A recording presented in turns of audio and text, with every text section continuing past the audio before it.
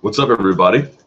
It's Luke Thomas here. Hold this microphone a little bit closer. Hope you're doing well. This is the Promotional Malpractice live chat here on the road again. I'm in my terrible, terrible hotel room in Anaheim, California. We tried to go to the Fighter Hotel, and that was booked up.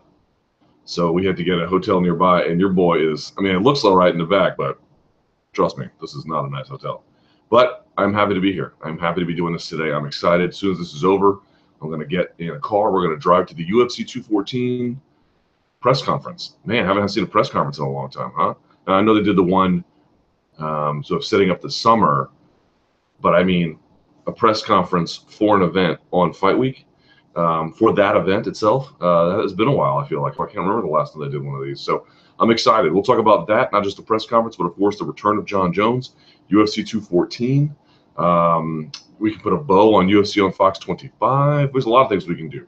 Best place to get your questions in, of course, is going to be in the comment section at MMAfighting.com, where this window is embedded. I apologize for the camera. My normal camera is not working. I don't know why. It's just not. So, but we'll make it do. I should do, because that's just what we're going to do. We're going to adapt and overcome. All right. So without further ado, let us get to the questions here on the podcast. Oh, and of course, give the video a thumbs up and then subscribe to MMAfighting.com. I mean, if you're not subscribed already, I don't know what you're doing. So, all right, first question. This is how the first question goes. I didn't write it. When he needed, this person writes, but was it the right opponent for a proper rebound? Weidman's win was no doubt impressive, but with people saying he's in the title picture now or should fight for an interim belt, it got me thinking. Gastelum is an undersized middleweight from a loss.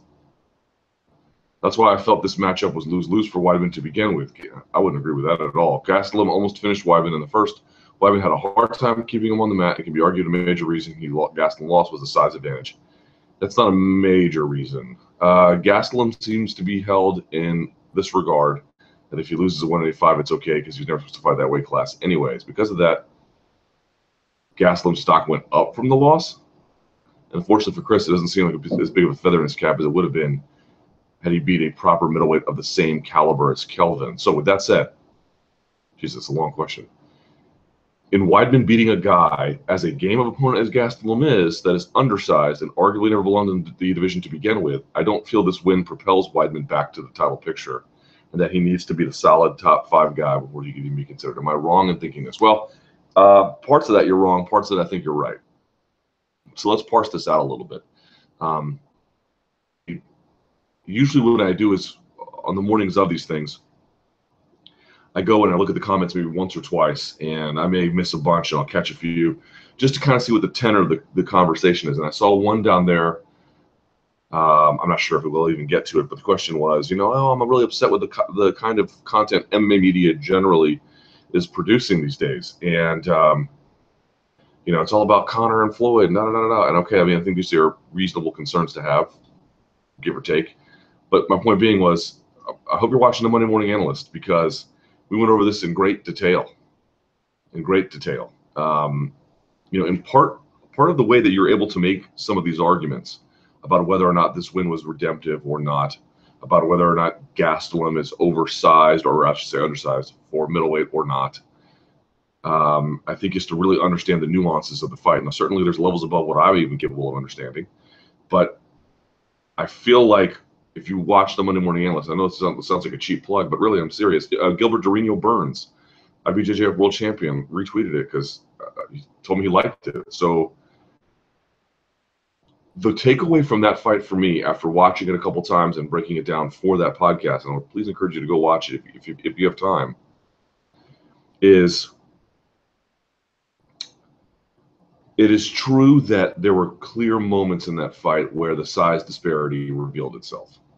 There was one moment where Weidman had an underhook on one side against the fence and then was able to grab the ankle and without much effort, not just yank it out from under Gastelum, but, send him crashing to the mat. That shouldn't really happen against somebody as strong as you, right? That shouldn't be possible unless you're really just not even trying, and I don't think he was really not trying. There was another moment where they were in a scramble. I'm sure you can see me. Gastelum's like this. Weidman's on like top like this, and Weidman wants to spin to the back. The way you stop that, of course, is if you get a hand up and they can't, or a hand, yeah, an arm up and they can't go around, right? Gastelum actually gets it up, and then Weidman sags his weight into it to break it, eventually forcing the elbow just to the rib, so it's not out here really protecting, and he lets it go. Those are two pretty clear instances in my mind that demonstrated that this was not an appropriate weight class for him. However, what that doesn't suggest is that the reason why Weidman won is predominantly weight class. In fact, predominantly the reason why he won was a skill differential on the ground, aided by a clear size differential. Because there's weight classes for a reason, because size differential, look, some guys can go up weight classes and beat the hell out of their competition. You know, Pacquiao went up, what, 8 weight classes, something like that? Mayweather's gone up 5 or 6. Those are boxing weight classes, I understand. Conor going up from 155 to 145. Some guys can go up there and they can do pretty amazing things, but most of the time size matters. And there's a limit to that. And it is fair to say that this is probably not an appropriate weight class if Gastelum wants to be an elite competitor for a sustained period of time over at middleweight. It's not true to say that what really made the difference there was Weidman's size in the end. And look, he used his size in more than just those two scenarios. You know, we talked about being in turtle, resting him and forcing him into turtle and everything else. But there's a lot of times where Gastelum is being just outsmarted there, you know, where he's rolling to turtle because these are things he can do with, you know, normal ease. And Weidman has a far side, either cross wrist or he's got a far side hand in the opposite thigh, allowing Gastelum to roll to his base, but at a slow speed so that he can control what happens when he gets there. That's just technical superiority. That's just technical superiority. I mean, that is pretty clear, a level of difference on the ground there. You might say, well, look, he's holding him on the ground because of a size differential. Okay, it's aiding him. I don't think ultimately maybe it's the best place for him to be, but it's not a quality win. It's a quality win. Now, is it the kind of win that would ordinarily to a title shot? Now, ordinarily, I think the answer would be no. You know, you just had a 3-fight losing streak. You beat one guy, even if this was a guy whose normal size is Weidman. Even then, I wouldn't say this is the kind of fight where it will send you back to the top of the food chain for a title shot. But here's the truth about it. Let me pull this up. The rankings. Something wrong? No. Okay, good. Whenever I see my boss G-chatting me, I always freak out because I always feel like something's wrong with the.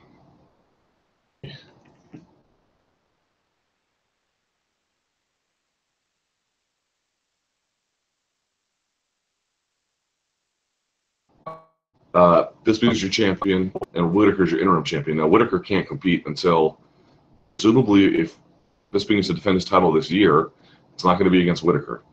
Then you have Yoel Romero, just lost. Luke Rockhold, coming off of a loss, already has a fight in September against David Branch. Jacare lost. Weidman at 5. Silva at 6, and I guess Silva's coming off of that win over Derek Brunson. Derek Brunson at 7, lost. Kelvin Gastelum at 8, lost. And then David Branch coming off that win, I believe, at 9. So your only 2 guys in the top 10 who are available, and then Christoph Jotko, I guess. Only 2 guys above David Branch are Brunson and Weidman. So what are you going to do if you're the UFC now? I mean, part of the argument that I was able to make, I think, against GSP versus Bisping was that at the time they were proposing it, there were a ton of middleweight contenders that were available, and now there's none. You know, Weidman versus Bisping would be fun, but it's not. You know, in the meritocratic sense that we normally think of things, it's low priority. You know, that's not really a fair fight. And this is really the shame of it all. You know, this is what it all ties together here, right? This is really the shame of it all. Poor Gegard Mousasi, because he was on a 5-fight win streak, right? I mean, it was 4 or 5, maybe 5. 5-fight win streak. And maybe if Weidman had won, they would have just done a rematch. So maybe this would be a moot point. But part of me wonders if they would just give him a title shot.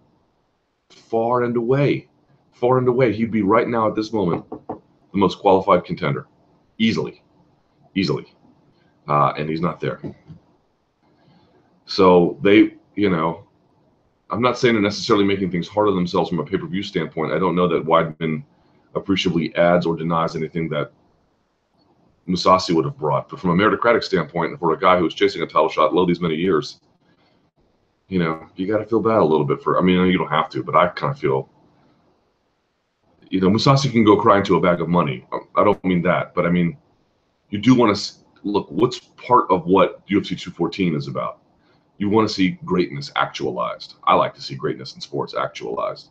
If someone's coming up and they're a baller ass, you can be wrong about them. Well, I don't know if they are or they're not going to be, but you do want to see greatness realized. I want to see Conor go defend his title, man. If he really is as good of a lightweight as some of us think he might be, let's see him go do it, man. The Mayweather thing's a little bit different, but with Jon Jones, like, do you want to see Jon Jones fail?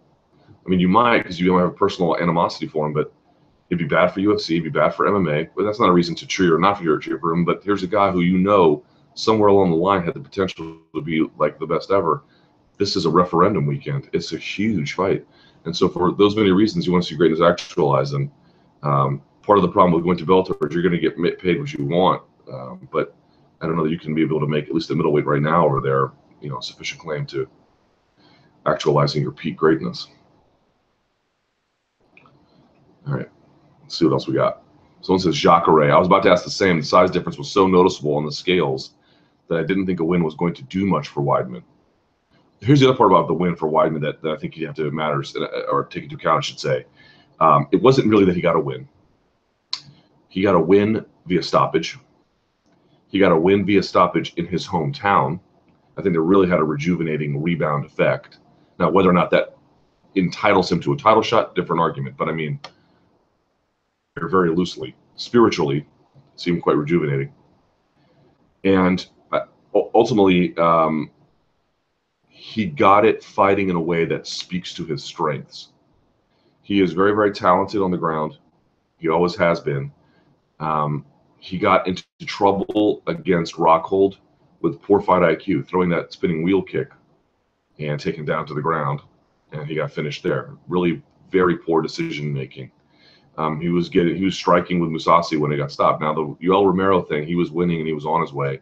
He kind of nakedly set up that shot, so he could have done a better job. So that is not exactly doesn't fit the narrative. But I just think on balance, work when he has an opportunity to do so with wrestling and grappling and the mixing in between. And when you can do it when you have a size advantage, even better. So I think that's why the win is a little bit more significant than folks may realize. But I agree, if there is any title talk, it's only because there's no Mousasi and the rest is slim pickings. Middleweight has a lot of contenders coming off of a loss, so one win may propel fallen contenders back into contention. I agree. Personally, I think Jacare makes sense for both parties. Him and Weidman? Get a book now. If Cris is fit and well, let those two duke it out, as I would also be keen for Weidman to go in against someone who isn't someone with one-punch knockout power. If they want to give GSP the title shot at this point, I'm not sure what you could say, because considering everyone else is worthy of a title shot, and not even then really. I would be okay with a Weidman-Yoel rematch. I don't know if you guys have an appetite for that. I don't want to see that again. I mean, he was winning that fight pretty cleanly up until that point,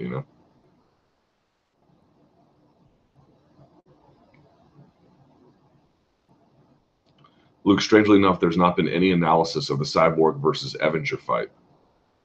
I don't think that's a mistake. It's not oversight, let me assure you.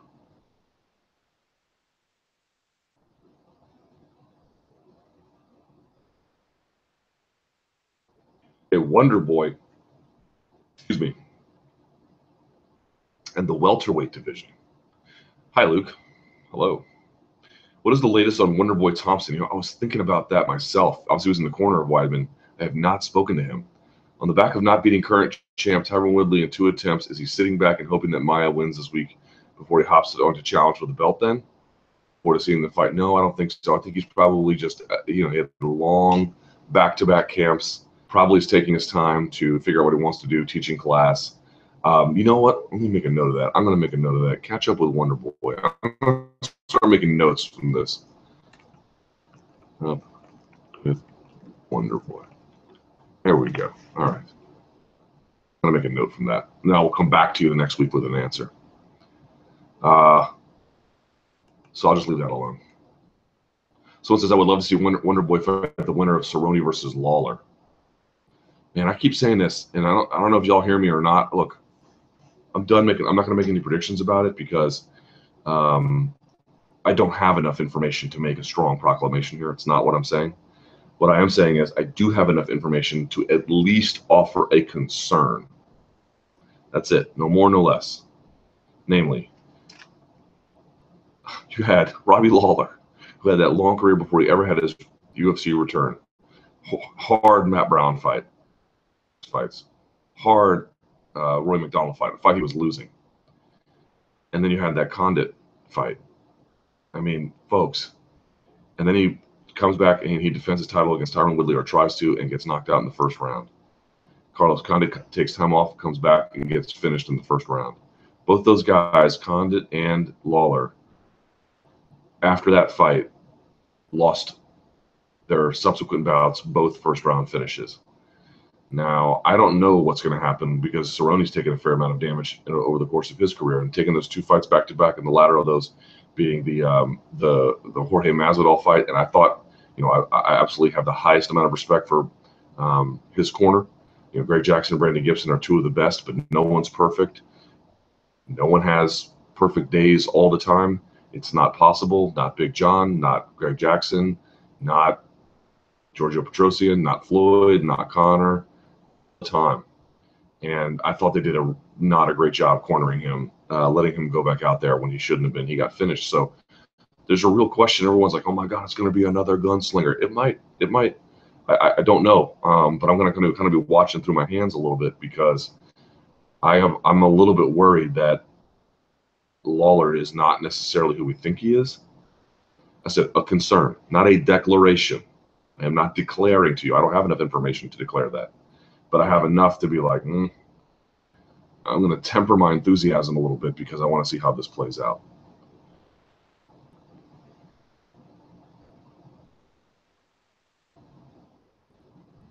There's this guy, if you know anything about powerlifting and like the YouTube community, he's more than just a YouTube guy, but look up the name Dr. Mike Israetel.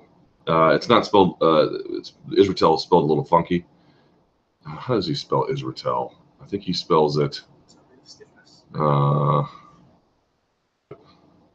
can't remember. Oh, Israetel. So it's almost like Israel with then T-E-L instead of the L.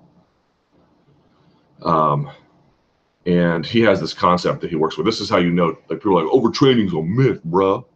No, it's not. There's something called MRV. Maximum recoverable volume. There's an amount you can train in a week, and that can shift over time, of course, as you get in better shape or accustomed to the training. But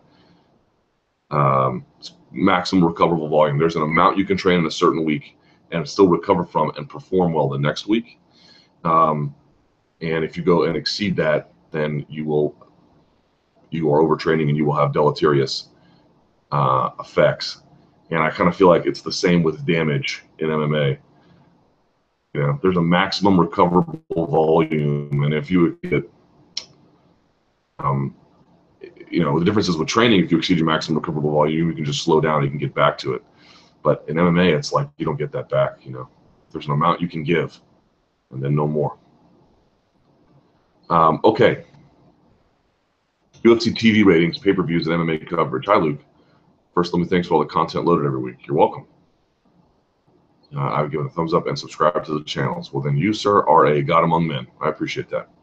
All right. I was listening to one of Robin Black's podcasts and videos, and he brought up an interesting point regarding the recent downward trend in UFC TV ratings and pay-per-view sales. He claims that the MMA journalists and connoisseurs are partly to blame as they don't do a good enough work to describe what is actually going on in fights using standard linguistic expressions. The evolution of the game, reach management, MMA analyst and journalist, but he makes from Geneva, Switzerland. I have heard good things about Geneva. Well, certainly I am a big fan of Robin Black, and had him on my show. He's had me on his YouTube channel.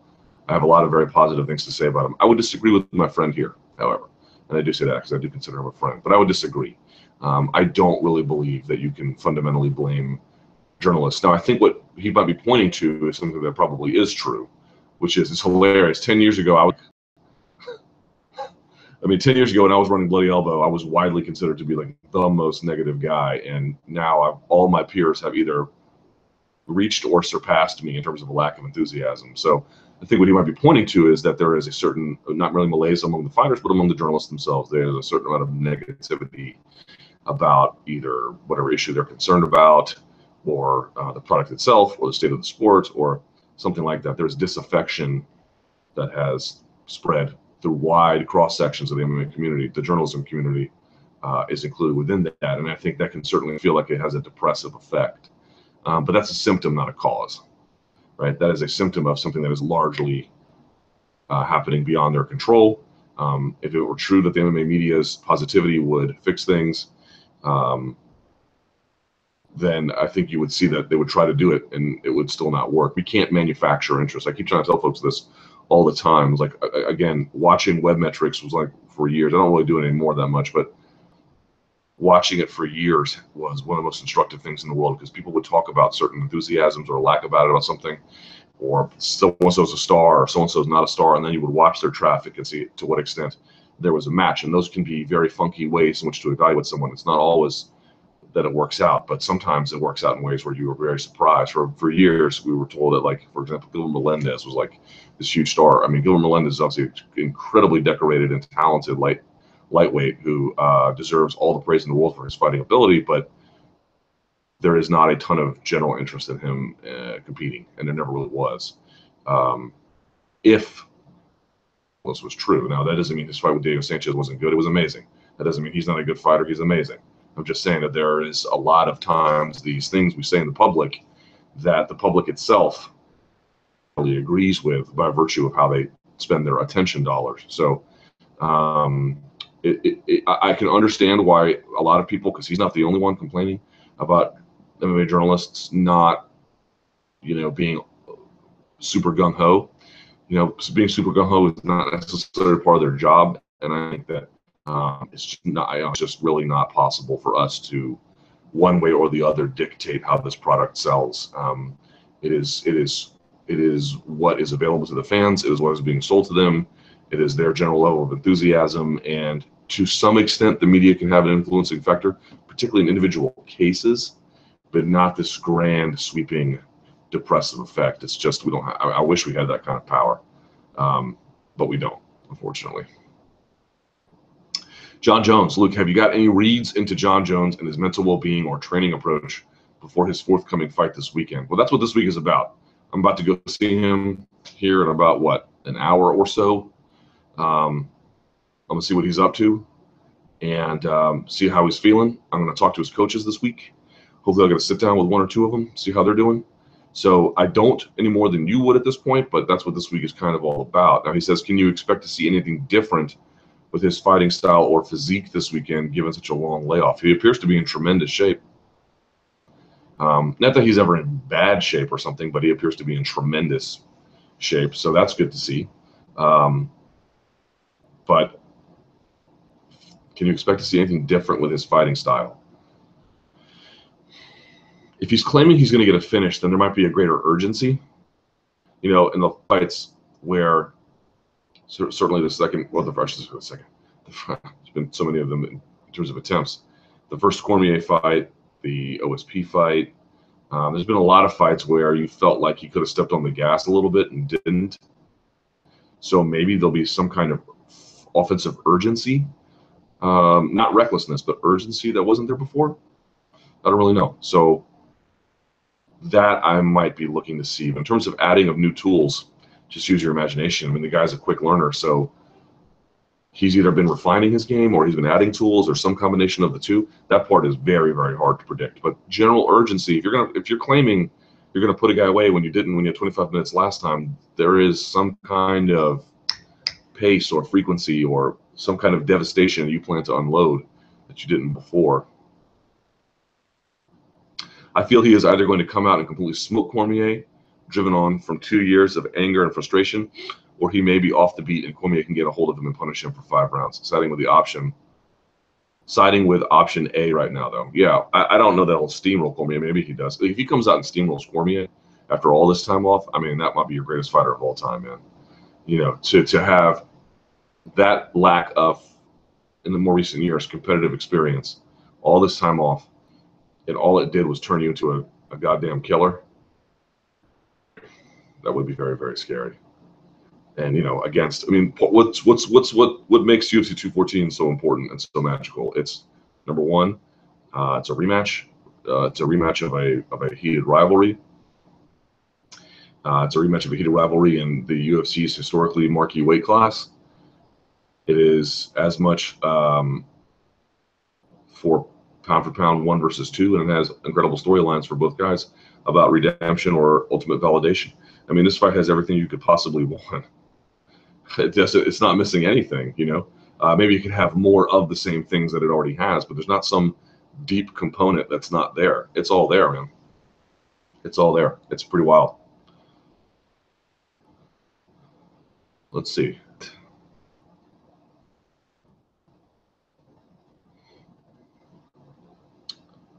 Hi, Luke. Where did this Jones versus Lesnar conversation exactly start from?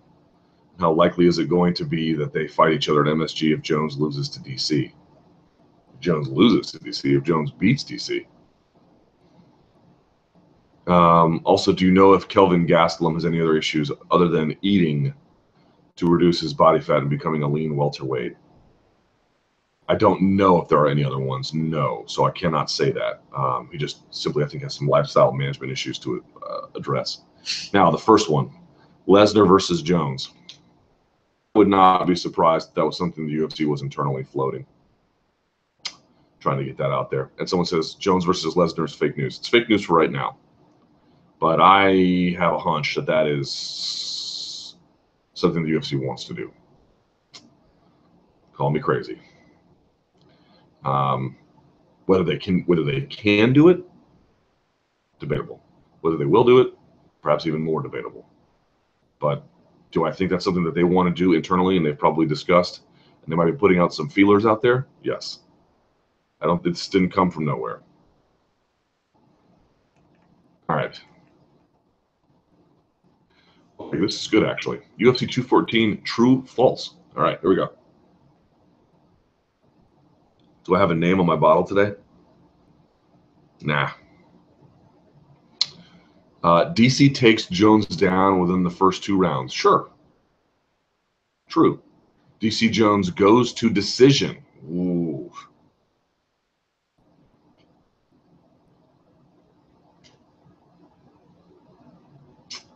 False.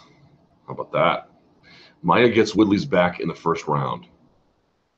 True. Woodley Maia ends with a finish. True. Evinger makes it past the second round. Ooh. False. Cyborg's post-fight interview with Rogan gets awkward. Manawa finishes Ozdemir. False. If Lawler gets knocked out, he retires. Probably true. Lamas Knight is fight of the night. It's your sleeper fight of the night. I'll put it that way. So I'll say true, but with a caveat. Sterling Barao goes to a decision. True. Ortega wins by submission against Hanato Moicano. False. Following the publicity of the Maymac tour, curious boxing casual fans will buy this pay-per-view. True. The pay-per-view this weekend does over 1 million buys. False. His shit after Ariel asked him a question at one of the pressers. False. You will be doing an on-the-road MMA beat tomorrow. I don't know, actually. I hope. I'm available, I think. We'll see. Yoel shows up in Anaheim, double legs Bisping. False. Wouldn't that be something, though? Floyd at the press conference. Hey, Luke, do you remember at the Brooklyn press conference, Floyd said something about saving something, an insult, for the London press conference in relation to Conor and women? We never ended up hearing anything like that at the London press conference. Then he asked for a bag at one stage, and it never came. Do you know what that's about? I have no clue. God, can we please forget that night in Brooklyn? That was such a terrible day. Cerrone versus Lawler. Luke, who do you think wins this dream fight? If Lawler is not as shop-worn as my concerns have stated or, hinted at, then I think Lawler wins. But I really think it depends on who's taking more damage at this point, because Lawler probably is the more, I think, not quite as frequent, but perhaps more devastating striker. And I think he's able to nullify a lot of the tricks of Cerrone. But I just don't know, man. I really don't know. I don't know who has taken so much damage. I'm going to wreck this question. Ramzan Kadyrov and Weidman. First off, thanks for highlighting that story on your SiriusXM Rush show by getting Kareem and David on your show. You're welcome. Why did no media member ask Chris Weidman about his ties with Kadyrov? They did. Ariel asked him on Monday about it. Now, whether or not you find his answer satisfying, Weidman, is a different matter. But, in fact, Ariel did ask him about it, so please go check that out.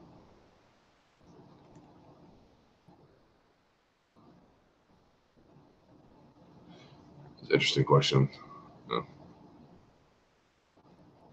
Good question, man. People dismiss this one, but I think this is a good one. Tyron doing media. What do you think about Woodley working on Fox, being on Sway media last week instead of training? Now, I don't think it was instead of training. It's in addition to training. It seems alarming he wasn't in the gym for at least a few days in his last week in an already short training camp. Now, first of all, again, someone says, dude, there are 24 hours in a day. If you think Tyron Woodley wasn't in a gym training the week beforehand, you are mistaken. Yeah, that's true. There's no way he wasn't training. There's just no way. He was absolutely training, okay? The question is, what kind of training was he getting? And did it really make sense to take more time away from camp to travel, change time zones, and to go do all those kinds of things? Because remember, Sway in the Morning is in New York, unless they did something I don't know about. And that was L.A. for that Fox thing. Or no, where was that Fox thing? Oh, yeah, it was in New York as well. So I guess it was all kind of the same. But still, where was he? Florida or his home in St. Louis, whatever part of the tour he was on. I'll see Dean this week. I'm going to talk to him about it as well. Dean Thomas, of course, is going to be cornering him. And Dean was like, it's not like he's out there training with the Chargers or the Giants or something, He's not hitting pads with them. Okay, so you're not overtraining, and you could probably still get to a gym. But is that really advisable? How advisable is that? And the other component here is, though, you could say, well, Luke, if he's not ready by the Chris Weidman fight to fight Demian and Maia, then he's, what difference does it make? There's that as well, too, right? Like, if you need 2 more training days, and that's going to be the difference whether you win or you lose, So I think he's pretty comfortable with the amount of work he put in. These guys know their bodies. They know what they can do. They know what they can get away with. Now, here's the only interesting factor about this beyond the question itself and what kind of training he actually got there and whether or not that was advisable. I've seen a lot of people. I've seen this everywhere. And they have said Maia doesn't stand a chance against Tyron Woodley. Okay, let me just say this. In any kind of contest, particularly when there's a giant contrast in styles, which is what you have here a little bit, it's perfectly reasonable to conclude that there is one predominant way that this might go. So if you're asking me, Luke, do I think,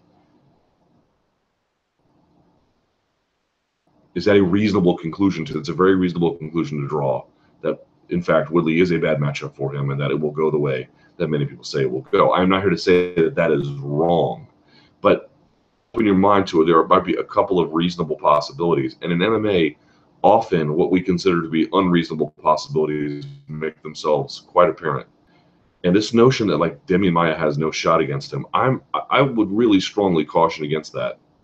I find that to be a little bit perplexing, if I'm being honest with you guys here just a little bit. I think Demian Maia has a chance because I do think those concerns that people have echoed about, Woodley being a hard hitter, good on ground and pound. Certain situations can be hard, if not impossible, to take down.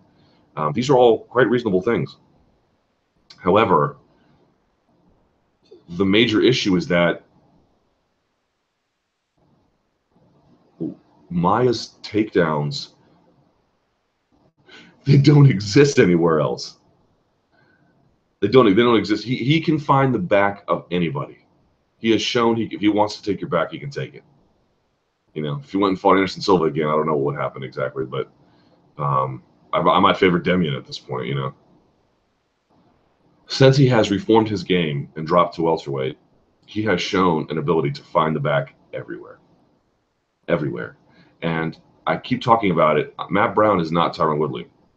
They're different fighters. They have different skill sets, different strengths, different kinds of balance and everything else. But how did he take down Matt Brown? He pulled Matt Brown into mount on top of him.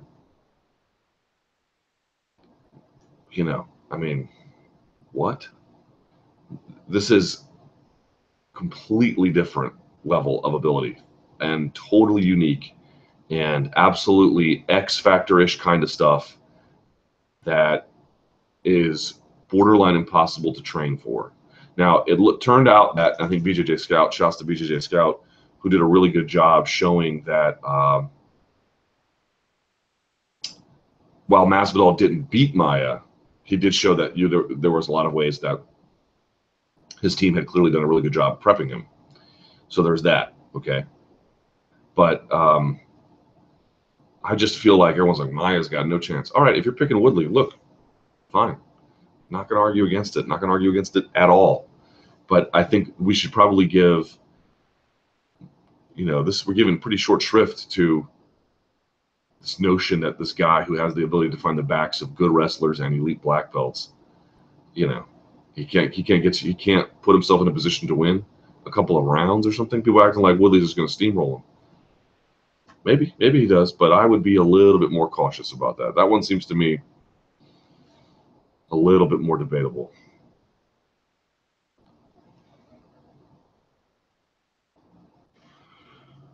Hey, pardon me. Still early here.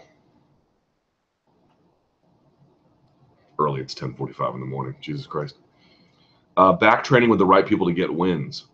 Luke, Chris Weidman got back on track while defeating Gastelum in a very risky fight. You indicated in your post-fight chat that you thought Weidman had found success going back to his roots, but relying on his grappling. In the past, Weidman had worked with Mark Henry during camp. While I know that Henry is a great trainer, is it possible that Weidman working with him changed his strategy in a negative way? Does having Danaher in his corner indicate that Weidman had rediscovered his effective strategy for the Octagon? To clarify, I probably should have added, I realized his main coaches have always been Serra and Longo. And Danaher as well. Danaher is one of Henzo's guys. Now, whether Danaher has cornered him in all these different cross-sections, I don't know. But if you've got a size advantage over someone, if you're naturally a striker, then I think you probably want to go that route. But Chris is not naturally a striker. He is naturally a wrestle grappler. And if you have that ability to use that kind of way to fight someone, it could just be a fight adjustment that he made for this particular context. And look, maybe him and Mark Henry didn't work out, but that doesn't mean Mark Henry's a bad trainer or that Chris Weidman's not a good student. It could just be that whatever Henry was trying to give him, optimally, that wasn't the best way to go for him. And it could be that some sort of pivot back to grappling, at least for this contest, made a little bit more sense. So it could be that whatever he was getting with Mark Henry ultimately was not enough or not the right kind of thing. But that wouldn't necessarily say bad things about Mark Henry. It would just say that relationship had run its course. UFC men's division in the best, worst shape. Luke, which of men's divisions do you think are in the worst shape right now? Got to be light heavyweight. Got to be light heavyweight. Middleweight's in a bit of a rough spot, but not like ravaged. Free agency, early retirements, Bader, Davis, Rumble. DC is 38 and could retire. Jones, personal problems make him a bit of a wild card. Flyweight, DJ is not an especially popular champion. He's effectively cleaned out most of the division. Yeah, but that one's growing. From a business perspective, UFC has explored the idea of shutting down this division completely. That's bad. On the flip side, which division do you think is doing awesome right now and likely to stay that way? Bantamweight and lightweight. Man, lightweight is my personal favorite. That's the best combination of hard hitters, good wrestlers, great stamina. You know, you can really put somebody. You can make somebody on a lightweight, bantamweight too. I guess we'll see, but you know, let me know when a bantamweight guy sells $1 million on pay-per-view. You know, in the UFC.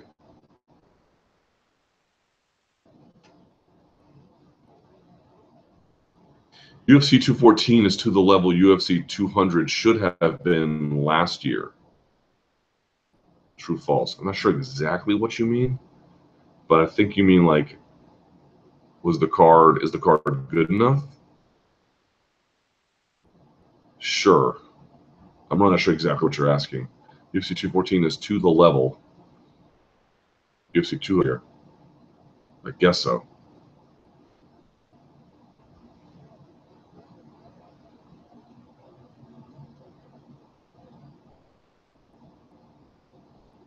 What's your favorite flavor of ice cream? Coffee. And why wouldn't Jones face the heavyweight champion Stipe instead of Brock Lesnar?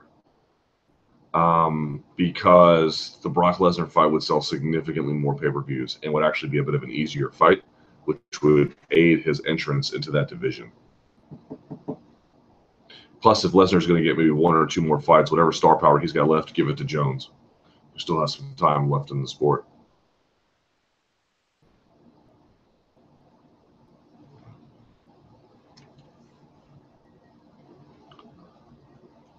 MMA Fighting has released numbers for the most recent pay-per-views, and they are pretty terrible. 13 supposedly did between 125 and 150K. Bellator NYC reportedly did in the neighborhood of 90 to 130K. The Bellator numbers are maybe not surprising. They're not surprising.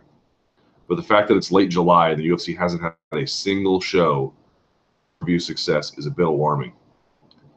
Yes, it is. Do you think UFC 214 will buck them, say by getting 700,000 buys? No. What should promotions be doing differently to pump up their pay-per-view numbers? I have a few ideas about this. I don't know how correct any of them are, but part of me feels like, I'm not blaming it for it. I mean, it is, to borrow the phrase, it is what it is. I feel like McGregor and Mayweather are just sucking the air out of everything, you know, fight related. It's just hard to stand out because all anyone ever wants to talk about is that, you know. Here this weekend, man, this card this weekend is, man, I've been accused of being a UFC hater at times in my career, and maybe I have been at times in my career, not explicitly, but certainly by default. This card this weekend is, I mean, it's an A+. It's an A+ card. There's nothing wrong with it. And the fight at the top of the card might be the best fight that MMA can even reasonably offer. Not the biggest fight necessarily, but the best. I guess we'll have to see how it all plays out in the end. But as I mentioned, it's got every ingredient you could possibly want. And so it's not entirely a quality issue, but I don't see a ton of evidence anecdotally that this is going to blow the doors off anything. Look, for example, look at this chat right now. Here, I'll peel back the curtain a little bit. Right now, there are 200, as I speak to you now, 2,300 concurrent viewers. For a big fight week, for like a really big one, you know, we're talking 500,000 to 700,000, maybe more. That's going to easily be above 3,000 concurrent viewers, maybe 3,400, 3,500 at times. If you're talking about something really big, really big. And it's not. And so you might say, well, Luke, is that a failure of me? If you want to, you can say it's a failure of me. But these chats, the MMA analyst, I've not looked at Ariel's numbers, so I can't say, but I wonder even there if there's some kind of overlap between the general enthusiasm around an event and my podcasts on this channel, Monday Morning Analyst and this one, both reactive and so it takes place before, they revolve around event enthusiasm. So if there's high event enthusiasm, I do higher numbers. If there's low event enthusiasm, I do lower numbers. There's some variance there depending on what kind of argument I make. If I set people's hair on fire or make them laugh, or if it's a yellow mustard rant, right? There can be variances in there, but it's heavily tied to event enthusiasm. And right now it's at 2,300. That's good. That's fine. I'm okay with that. But that is not a strong indicator that there's a ton of high level enthusiasm for it. And you may say, well, look, you have to look at more than just your live chat. And of course that is true. It's a lot more things than that. And by the time Friday rolls around after today's weigh-in, or I'm sorry, weigh-ins, face-offs and press conference, maybe we'll feel a little bit differently. But I feel like people are being like, this one needs to do 1 million buys. It's not going to come close. People are like, this needs to do 700,000 buys. It's not going to come close. I think it'd be given what I'm seeing anecdotally, it'd be a miracle if it cleared 500,000. I think that would be a home run. I think what you're looking at somewhere between 3 and 4, maybe above 4. Right? I think that's what you're looking at. You might say, well, wasn't their first fight over 800,000? Yeah. Yeah. I think a lot of what happened is, number one, there's just not as many stars as there once was, and that can be cyclical, right? You know, Conor and Ronda come around along the same time. And so you're like, wow, you know, what do you do with this? You just ride the wave where you just constantly do these major events. That's one way that things like this can happen. And then the opposite is they both leave, or, you know, Conor's doing his boxing thing. And so there's just not that same kind of thing before. But I've talked about this. I think there's a few issues. One, Conor and Floyd are just sucking the air out of everything. I think 2, there's a little bit of fatigue with this fight on 214. I mean, if we're saying it has everything you want, it has some things you don't want, which is that this is the 5th time they've tried to make it. What could they possibly say to each other at any point that could top what they've already said? Are you there, pussy? You know, and shoving each other in the throat, and, you know, they've said everything they could possibly say. In that sense, I don't expect anything new out of the presser today. I'm more curious to watch it to see the face-offs. But so there's that. And I just think generally we have, you know, and Jones should be an upper tier star, but, you know, has absolutely jacked up his career to this point. So that's another problem. But generally what I think the major issue is that, too, I think the brand erosion of UFC. You know, I made these arguments for years about the UFC doing too many shows and having too many masters to serve. You have to serve the Ultimate Fighter, and now you have to serve all these Fox shows and FS1 shows, and it's just too much content that the brand can't reasonably carry. And I think that this guarantor, this UFC seal of quality, has been badly eroded. At UFC 108, I believe, I think that UFC 108, I think, was Evans versus Silva. It was widely considered that the floor on pay-per-views back then was 300,000. Now it is less than half that. That is just brand erosion. That is straight up brand erosion. There's no other 2 ways to put it. I think another component is that we talked about this last weekend with UFC on Fox 25. The other part is that if you're a casual fan and you watch UFC casually, you get a ton of free content. There's so much free content, live free content on Fox Sports 1, on Fox. There's a gazillion rerun shows. I switched to YouTube TV. I didn't even realize how many rerun shows were on FS2, because now in my lineup of channels on YouTube TV, FS2 is just featured more prominently in the roll down. And oh my God, and FS1 too. Oh my God, they run so much UFC Rewind, UFC Classics. Like, there's so many shows that they run. You just get a lot of free stuff. Plus, piracy, of course, is an issue as well. So I actually think that has made it harder to pivot to pay-per-view, because if you're casually interested and you can casually scratch your itch with all this free content, it takes something really special to go to pay-per-view. We've lost that star that can go not to 1 million necessarily, but reliably between 5 to 750 to 800,000. This sort of upper middle class pay-per-view star. And how you get that back, I don't know. I don't know. Can you get it back? Are we living in a time where pay-per-view is down because pay-per-view has fundamentally shifted, or because the cyclical nature of star making and star appearances makes us think that way, because we are at such a dearth of talent in that regard? It could be that as well. It's a lot of interesting factors, and I don't know how it's all going to play out. But what I would say is, I think if you're expecting 700,000 buys for UFC 214, because it's a good card and the main event's got people that they care about, so I think you are grossly overestimating how this is going to do. I mean, it would be great. I mean, if this is 700,000, that would be an absolute look. 400,000 would be good. 500,000 to me would be very good considering the current climate. But I guess we'll see. So, in saying all of that, do you now understand why the UFC wants to do Lesnar versus Jones? Makes sense, doesn't it?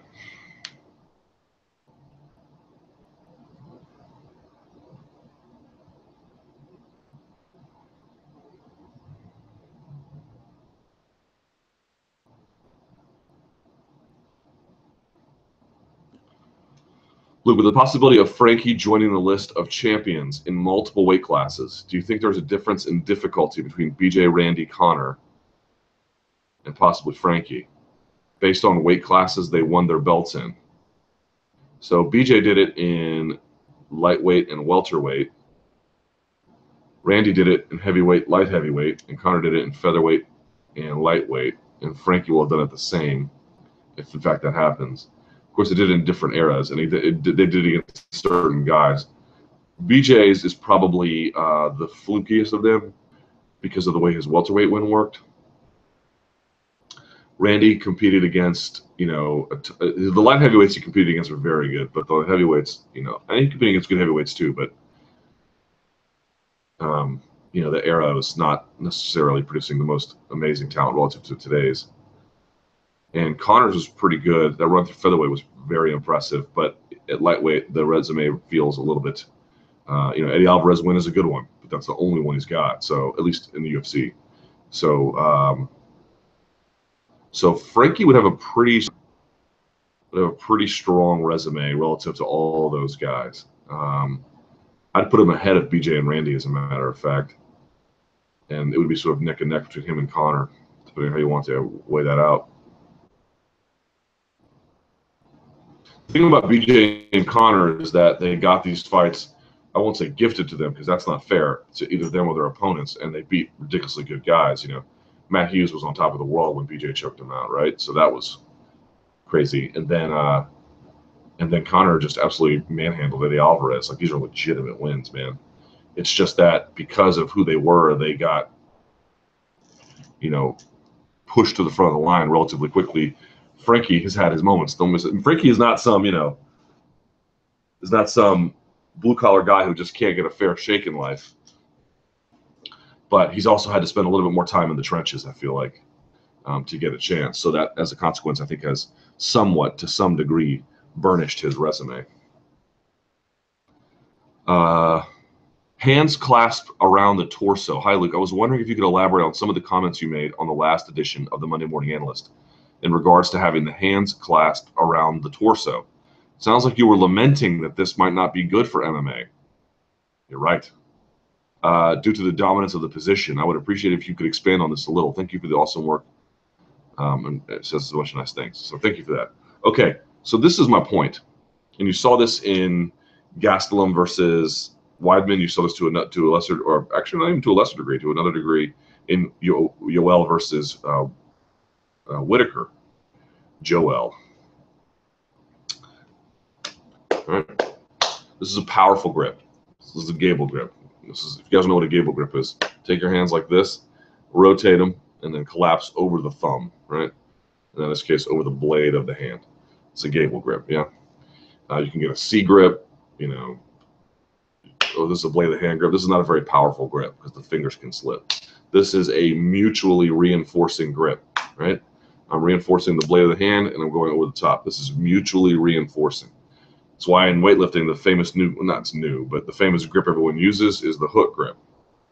And you put the pad on the bar and then the fingers go over the bar, because if you grip the bar this way and then the thumb comes over the fingers, the thumb can't really hold all of them in place. But if the fingers can hold the thumb, and you don't quite do it like that because that would be on the side. You actually want to do it on the pad. It's much more strong. So this is a mutually reinforcing grip, right? So is this, but it's a little bit harder to come by because it's so tenuous. In collegiate wrestling, the referee's position, if I try to take someone out of bounds or take someone down out of bounds, they might restart us in the middle, and they might restart us in something called referee's position, where I have to be, or you have to be, on your hands and knees, and the other hand's out front, right? So both knees touching, both hands on the mat. The man behind you has to put one hand around your waist and then one hand behind the elbow. When the hand goes behind the elbow, referee hits the whistle, right? And you wrestle. I think it used to be the case, but whatever the case is now, in that referee's position, and it's more than merely just a referee's position, but there are other ones as well. You cannot lock your hands. You can't lock your hands. And the reason why you can't lock your hands is because if they allowed that much hand locking in those kinds of vulnerable positions versus around the waist and behind the elbow, it would make for wrestling to be a lot more than, it would just be a lot more mat wrestling, because it'd be very, very hard to break that. They don't allow you to lock your hands in certain scenarios because it would just leave guys on the mat, rather than it creates action when you go around the waist and that, because then if they stand, well, then you can lock your hands, right? But there are certain moments where collegiate wrestling creates more action and more wrestling and more dynamic movement by virtue of not allowing locked hands in this gable grip scenario, yeah? And what you see in MMA is, of course, no concern for that whatsoever. If I pick someone up, and then I dump them on the mat, and they put their hands down, and they're literally in referee's position, hands on the mat, knees on the mat, toes on the mat. Shoes to wrestle here either. Consider that as well. I can lock my hands behind them. And so what you see is that it makes it really, really hard for guys like Gastelum and for Whitaker. And Whitaker was able to crawl to the fence and, get an elbow in and wedge it out, and turn and whatever. But you could see, like, it's a hard thing to break. And same thing for Gastelum, except greater submission threat than Yoel. Yoel could get behind you with a tight waist. What's he going to do? He might take you down again. He might whip around the side. He might broomstick you out. But he's not much of a submission threat. Weidman's a submission threat from the back like that, very much so. In fact, that's how he set it all up, was finding those ride positions, getting a hand through for the head and arm triangle, and then closing the show. So my point being is, we always talk about stalling in MMA as what? If we're at 50-50, I've got an underhook and I've got an overhook and we're on the fence and neither of us are doing anything. Separate, yeah? Something like that. Or Cormier versus Silva. I know y'all don't think that. Some people don't understand or don't agree that Anderson Silva was stalling. He was stalling so bad in that Cormier fight. Hitting a lockdown and then just doing bicep control to ride out somebody is stalling. You're stalling, okay? Or if I take you down, I don't pass guard. Stalling. I think that I'm not suggesting that we need to adopt exact rule sets from collegiate wrestling to incentivize action. However, what I am suggesting to you is, are there other ways we should consider things to be stalling?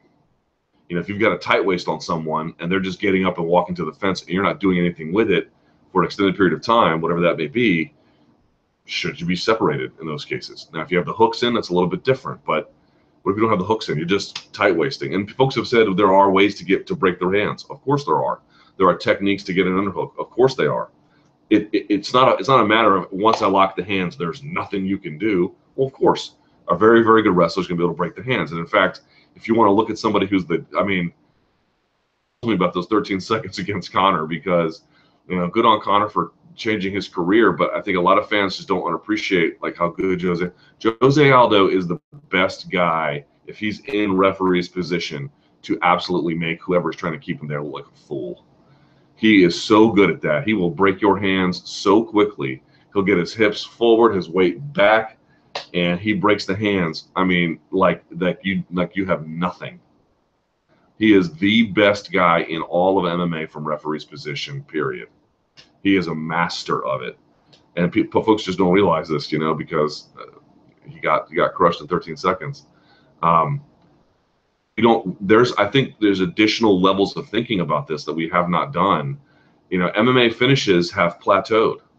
What can we do to get that back up again? What can we do to tinker with the rule sets a little bit? What can we do about, just thinking through creative ways to incentivize action? Part of the way wrestling has saved itself from Olympic elimination is that they changed not merely, in some ways they got rid of weight classes and added some to the women's side of the game. But the point being is they changed their rules in scoring a little bit. So now these guys are just high octane scoring, and it makes freestyle wrestling so much better to watch. I understand that we have enshrined our rule sets with government bureaucrats to lord over and manage, which makes any kind of change difficult, if not impossible, to come by. But I think what I'm suggesting is, we get a lot of stall positions. All of them. We got a lot of positions where there's not a lot happening and we're not doing a whole lot about it. And I'm wondering if there's a way to maybe improve that. And the locked hand scenario is just one of those things. Dustin Poirier. Hi, Luke. Listening to Dustin on the MMA Hour on Monday, he sounds really pissed with the UFC for not giving him a rematch. It went on about how much money it cost him, $55K win bonus, $50K fight of the night, extra to come from beating a once removed champion. Potential TV show with Gaethje. He is totally right. Could you shed some light on why the UFC would not give him a rematch? I have to talk to the UFC. I don't know. I've talked about why they picked Gaethje in part and Eddie, but Eddie's the former champ. It would be a great fight. He can get back to work within 5 months for Justin Gaethje. If he wins, he gets to say he'd be the former champ. Like, it's a big win. I get why they picked it. He mentioned Pettis next. Would you like to see that? Sure. I think one of Chiesa, Iaquinta, or Pettis would make for a fun fight. All those would be good. All those would be good. It'd be great.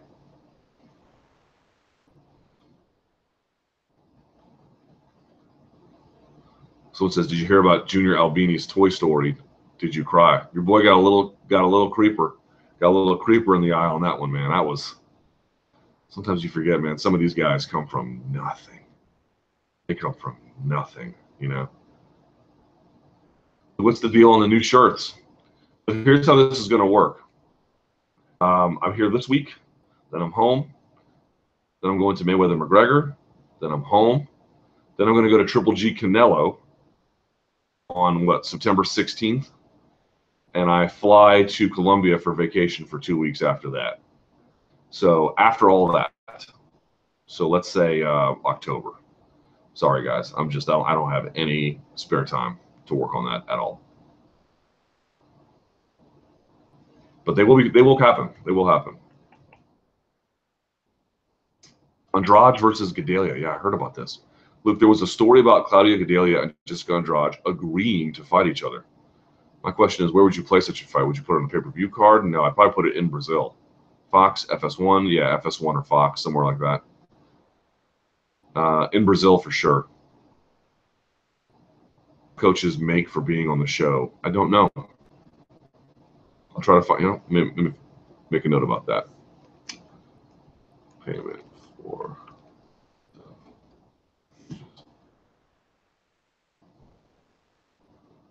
Oh, this just came through my email. Presents an of Bellator's biggest event ever, Bellator NYC, Friday, July 28th, 9 p.m. So there you go. If you missed the first one, you can watch it on Spike.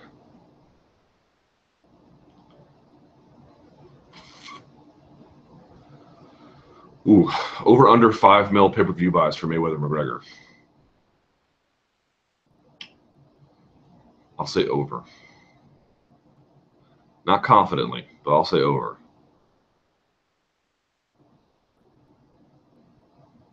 So it says 5 mil. Maybe it does half. Oh, it does a lot more than 2.5 mil. And that would be an incredible achievement, How many pay-per-views have my initial thought when they first announced it was I thought people would be so cynical and so not believers that it'd be somewhere between Mayweather Canelo, which was what 2-2, 2-4, something like that, and then Mayweather Pacquiao, so 4-4, something like that, 4-6. So somewhere in that range, 3, 3.5,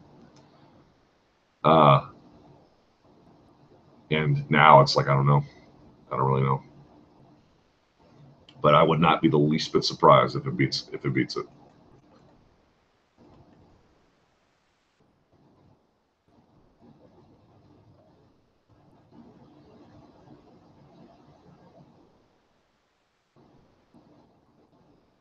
Crazy question. I have a couple questions about the title fights matchmaking for the second half of 2017, and I was wondering, how would you matchmake the title fights if you were the president? Okay, well, I'm definitely not. Stipe Miocic. Stipe got contract issues. What would you do? Resolve them immediately and match him up against Kane or Overeem? Or would you wait a little bit and look up Ngannou, or wait, look what Ngannou does against JDS? I'd probably try to match him against Kane. Bisping, I'll probably do GSP at this point, just because I don't think how do you give Weidman a title shot? But how do you give GSP a title shot? I don't know. Interim lightweight title. I was still trying to do Tony and Habib. Cody, Max, Joanna. It's quite obvious. TJ, Edgar, and Rose are next. What? It's your lucky day, Luke. The Maymac fight is done. The circus is done, and McGregor calls you up for another red panty night. New Year's Eve. Who would you match up against? Interim champ or Nate Diaz? Well, if the interim champ is ready, I think you have to do that. But otherwise, definitely Nate Diaz. Definitely Nate Diaz.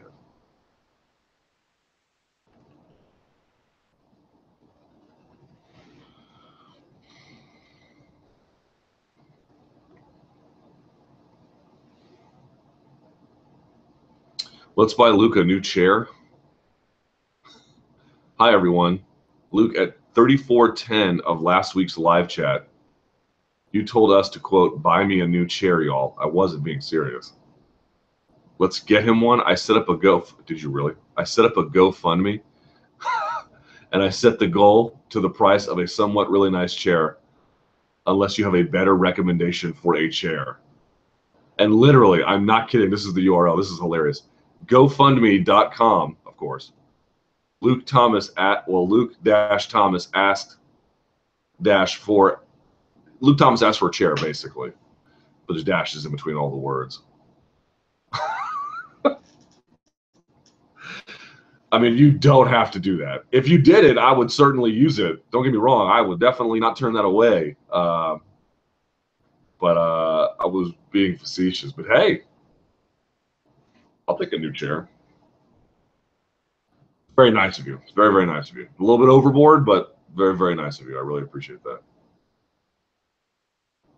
And someone goes, what the F? He gets paid. Why does he need a handout from the viewers?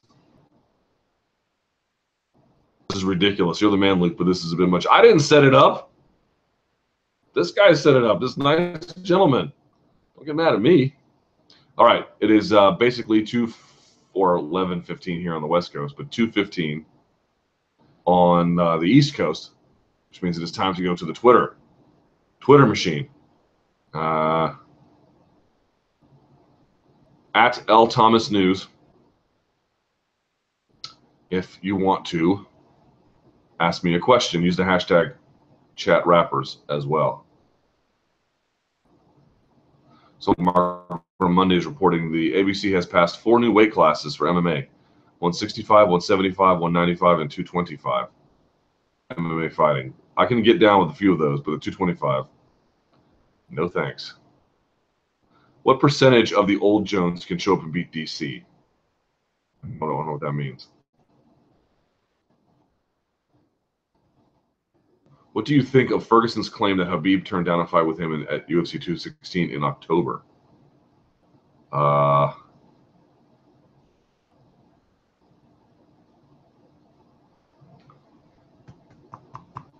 Hard to say. I mean, I'm sure it might be true, but what were the reasons? Not enough money or circumstances that are, this guy's still doing it. Follow Khabib. Khabib just goes around to a bunch of places where him and none of his friends smile on Instagram, but he's like touring all over these parts of, parts of a Muslim and old Soviet state diaspora, and he's doing tours and stuff. So I don't know if he's ready. Initial thoughts on a Gadelha versus Andrade fight. Gadelha has the advantage. Like you've mentioned yellow mustard before. What other condiments are just as bad? Just as bad, I don't know, but certainly A1. A1 is like, man, you might as well just be eating banana peels and cigarette butts if you feel like A1 is a good thing. I've seen people put A1 on burgers. I guess I could live with that, but A1 on steaks? Oh my God. Just defenestrate yourself. Have you seen Dunkirk yet? I have not. And if so, what'd you think of it? I've seen good things. I saw some people saying, though, it's a bit overrated, but I have not seen it. I have not seen it. Have you ever had a successful routine, including powerlifting and BJJ, without getting burnt out? No. No, I have not. But Dr. Mike Israetel has a new video about balancing how to have BJJ and powerlifting and how to make them work together. Check out his video. It's on Renaissance Periodization. It's the name of the channel and the company. Any update on Miles Jury? He looked good in his return fight, but I've heard no upcoming news since then. These people don't want to talk. I have tried. They don't want to talk. What powerlifting routine do you recommend for low intermediate level? Well, you should ask an expert, not me. Have you done the Wendler 531? No, I was looking at the 531. Actually, it's funny you mentioned that last night, but no. All the programs I've done have been customized. Someone says there will never be a black superstar in the UFC because they don't know how to market to the black community. False. They don't know how to market to the black community, but I don't believe that there won't be a black superstar. I don't buy that. How crazy is it that in all the fights between Jones, DC, Gus, DC came last in the takedown battles and Gus came top? A little surprising. But MMA is like that, man, where things don't mean the same things, you know. How did you score the first round of Weidman versus Gastelum? I thought because Gastelum knocked him down, he stole the round. Have you seen anything that suggests Cormier has made valuable adjustments for this fight? No. Just to say he hasn't, but you asked me, have I seen? No.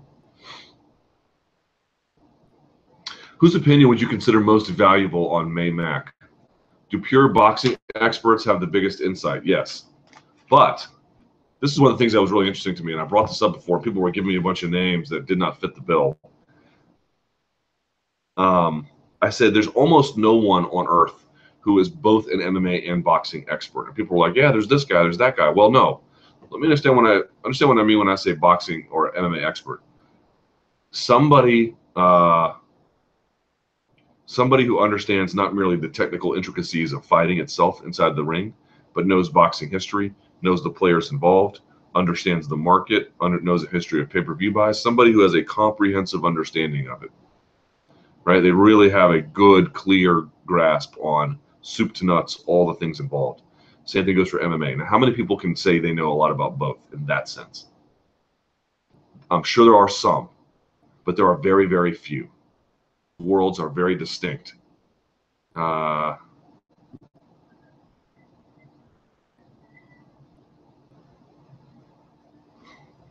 hell? Well, whatever. The reality is very distinct. And so I don't think there's a lot of people who know both. I really don't. There's just not a ton of expertise both ways. The only reason why the boxing experts might have more of an insight is because we're doing it on their terms. It is, after all, a boxing fight. And I think a lot of MMA, I had an MMA fan reach out to me being like, isn't it true that MMA fighters train to punch harder? No. That's not true at all. There's no evidence to suggest that would in any way ever be true. But people believe some of this stuff because, that we all have our own set of biases. So my point is, I would listen to more of the boxing experts than I would the MMA experts. But the problem is the boxing experts clearly don't either about who he is in terms of character or what he's really done or really why he fights a certain way and what that all means. So there's just a lot of the blind leading the blind here, which is quite terrible to see.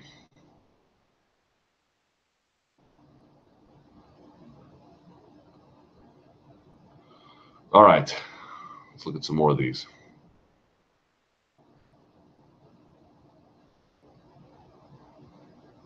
Can you provide thoughts on Twitter etiquette as far as questions and comments?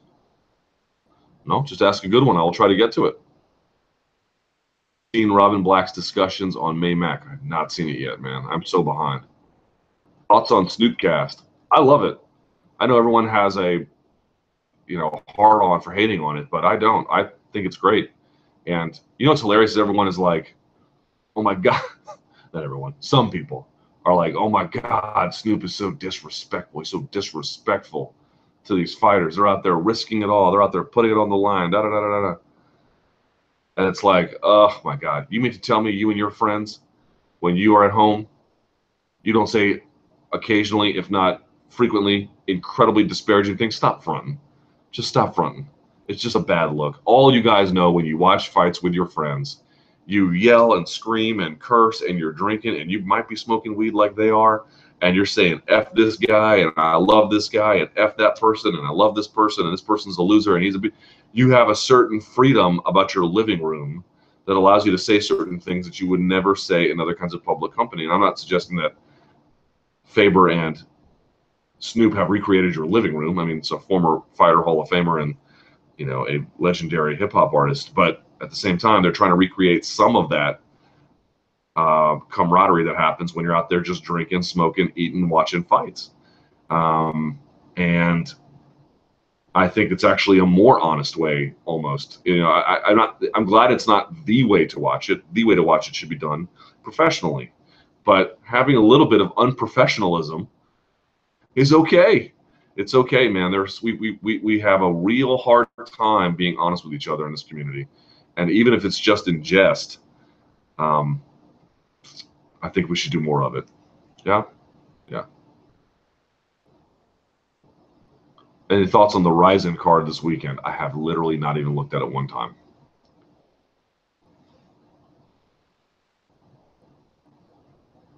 If McGregor goes to welterweight, what are his chances against Woodley, or even at middleweight against Bisping or Whitaker?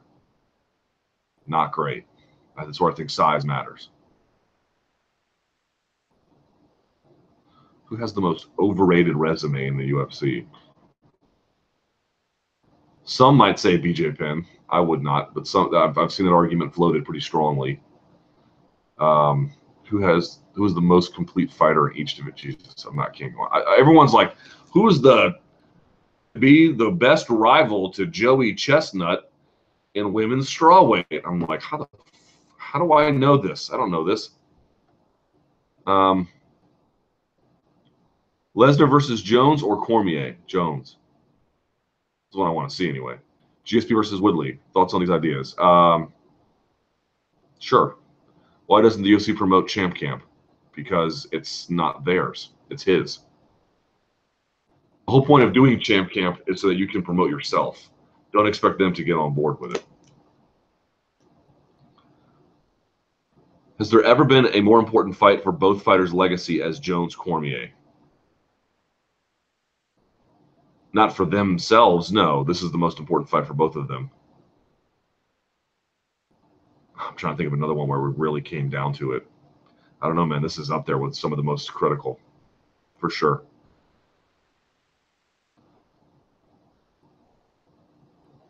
I'm a Barcelona fan. Sorry to hear that. Don't you think it's best for Barcelona to let Neymar go for that price before it drops? I just want to see him go because I think it'd make us winning the chances of La Liga again. And I say us, like I have anything to do with the team, but make the chances of Real winning a lot higher.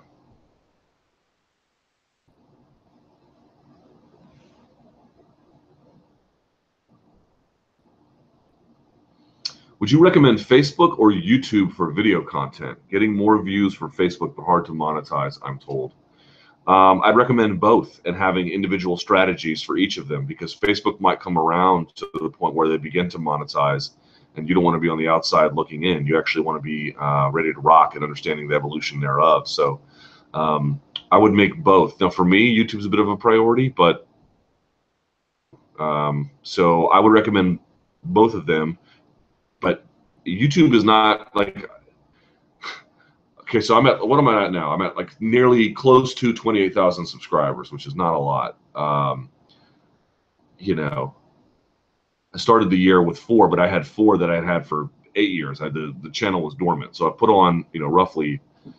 But my goal is, let's say, 30 by the end of the year. I'll easily surpass that. So let's say 35 by the end of the year. I'll have put on 30,000 subscribers this year. When I had 15 before the YouTube ad boycott, the money was actually not bad. And then after the YouTube ad boycott, it went, it just plummeted. So you're not going to get paid from YouTube right away either. Wonderboy had knee surgery, someone says. Maybe fighting Masvidal. Okay, I'll keep that in mind. I'll still check in just the same.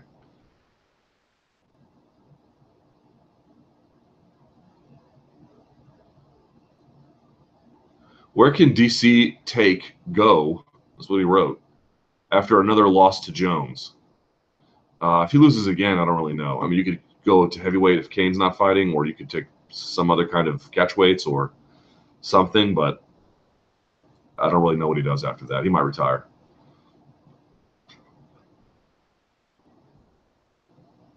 Jones high as F at the moment. Who wants to fight Lesnar for real? I bet Jones would beat him. I bet Jones would beat him. Did you finish watching Glow? I did. Thoughts? Excellent, excellent show. Highest recommendation.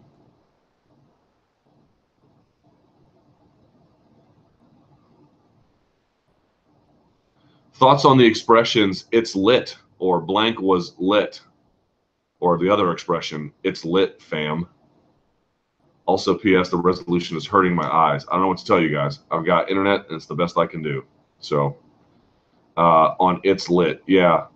It's lit is said by people who are either being ironic, which is fine, or people who would consider reading Harry Potter, you know, like literature.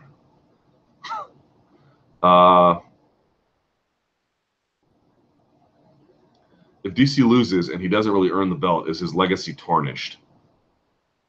Depends on what you think their legacy is. You know, do you think that they're terrible?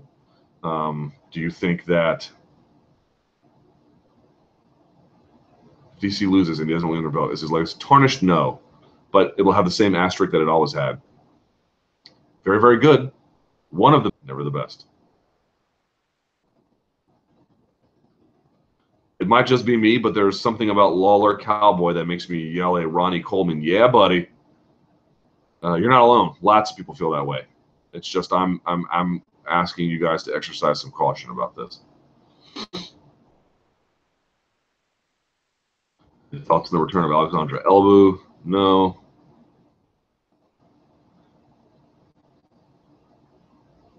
Thoughts on horror movies? Don't have any. You really want to know my macros? What's the over-under on the number of rounds McGregor wins versus Floyd? 3 or 4? 3 or 4?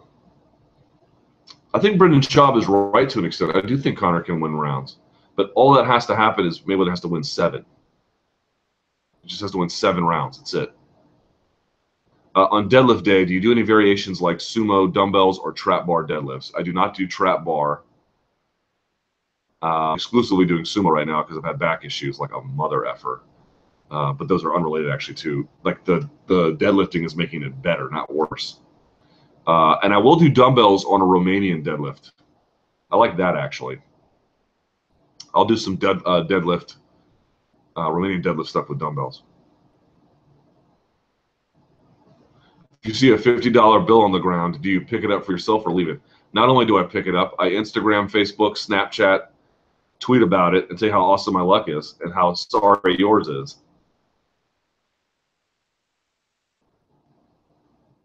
I'll do one more. Question: could Jon Jones win a notable BJJ blue belt gi tournament if he entered? Yes, and he could also lose as well. Remember, he has really good jiu-jitsu. He has really good gi, or no gi jiu-jitsu. I do not know how good his gi jiu-jitsu is. That gi he was wearing in the promotion, it was, you could tell that was fresh out of the bag. He had never worn it before.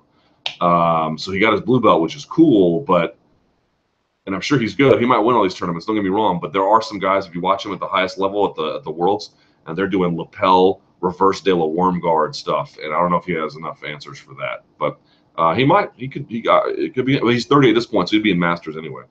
All right. I have to go. Thank you so much for watching. Sorry about the tech issues. Back to normal next week. Give the video a like. Subscribe to MMA Fighting. And I have to go to the presser. I'll see you guys later. Until then, thank you so much for watching. Stay frosty.